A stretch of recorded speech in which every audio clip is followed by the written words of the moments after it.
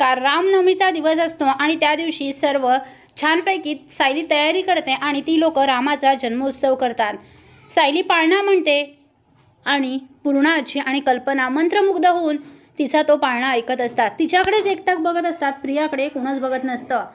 प्रिया म्हणते हिच्याकडे पाळण्याची दोरी आहे म्हणून ही काही करू शकते, आपले या लोकांचे लक्ष वेधून घेऊ शकते का, असं ती विचार करत असते.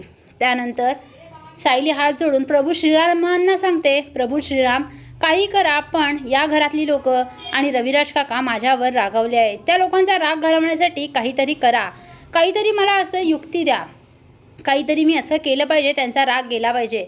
आता लगेच सायलीच्या डोक्यात एक कल्पना येते आणि सायली स्वतःशीच हसते आणि लगेच रूममध्ये जाऊन प्रतिमाला फोन करते आणि म्हणते, प्रतिमा त्या एक काम करा ना, तुम्ही सगळ्या सुभेदारांना आज तुमच्या घरी बोलवा. रविराज काकांना आवडणार नाही, पण प्लीज तुम्ही आईंना फोन करून सांगा ना की आज सर्व तुमच्याकडे यायला म्हणून.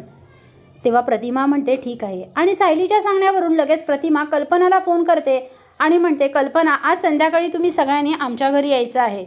तेव्हा कल्पना खुश होते. प्रिया मात्र विचार करते की काय चाललं आहे नक्की, हिच्या मनात काय आहे, हिने आम्हाला सगळ्यांना तिकडे का बोलावलं असेल. प्रियाला काहीच समजत नाही की हा सायलीचा प्लॅन असतो. तर आता सर्वजण इथे रविराजच्या घरी येतात. घरी आल्यावर सगळ्या सुभेदारांना बघून रविराजला राग येतो. रविराज कोणाशीच बोलायला तयार नसतो. तो अर्जुनकडे सुद्धा बघत नाही, कोणाशी म्हणजे कोणाशीच तो बोलत नाही, कारण त्याला सगळ्यांचा राग आलेला असतो.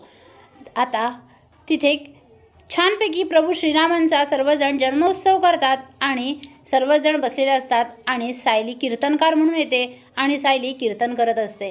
आता सायलीचं कीर्तन ऐकून पूर्णा आजी, कल्पना, रविराज, प्रतिमा, सुमन सर्वच मंत्रमुग्ध होतात. अर्जुन तर आपल्या कीर्तनकार बायकोकडे बघतच राहतो. अर्जुनला तर सायलीचा तो लूक खूप आवडलेला असतो. आता प्रियाला मात्र काही समजत नसतं. प्रिया विचार करत असते नक्की हिचं काय चालू आहे, का ही अशी करते. आता सर्वजण सायलीकडे बघत असतात. सर्वजण मंत्रमुग्ध होऊन सायलीचं कीर्तन ऐकत असतात. ते मात्र काही प्रियाला आवडत नाही, कारण सायलीने सगळ्यांचं लक्ष तिच्याकडे वेधलेलं असतं. हे बघून प्रियाला खूप राग येतो. प्रिया भर कीर्तनात उठून उभी राहते आणि म्हणते, ए सायली बंद कर तुझी नाटकं. तुला काय वाटलं असं सगळं करून तू माझ्या बाबांचं मन जिंकशील? अजिबात नाही, माझे बाबा कधीही तुला माफ करणार नाहीत. बंद कर नाटकं आणि जा घरी.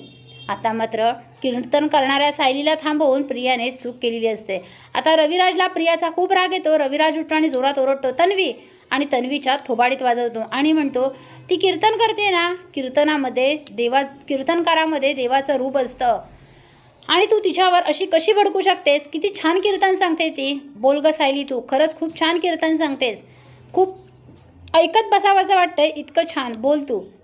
आता सगळ्यांसमोर प्रियाचं रविराजने थोबाड फोडलेलं असतं म्हणून प्रियाला वाईट वाटतं आणि प्रिया तिथे जोरजोरात रडायला लागते. आता प्रियाची ती नाटकं बघून अश्विनला काही समजत नसतं की काय करावं. अश्विन तिच्या जवळ जातो आणि म्हणतो, कशाला, ऐकू दे ना त्यांना, तिची कीर्तनं ऐकायची असतील तर ऐकू दे, तू कशाला बोलतेस, चल आपण घरी जाऊ. तेव्हा प्रिया म्हणते, नाही नाही मी नाही येणार, मी इथेच थांबणार. अश्विनला काही समजत नसतं.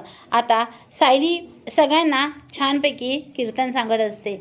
पुढील अपडेट पाहण्यासाठी व्हिडिओला लाईक आणि चॅनलला सबस्क्राईब करायला विसरू नका. थँक्यू.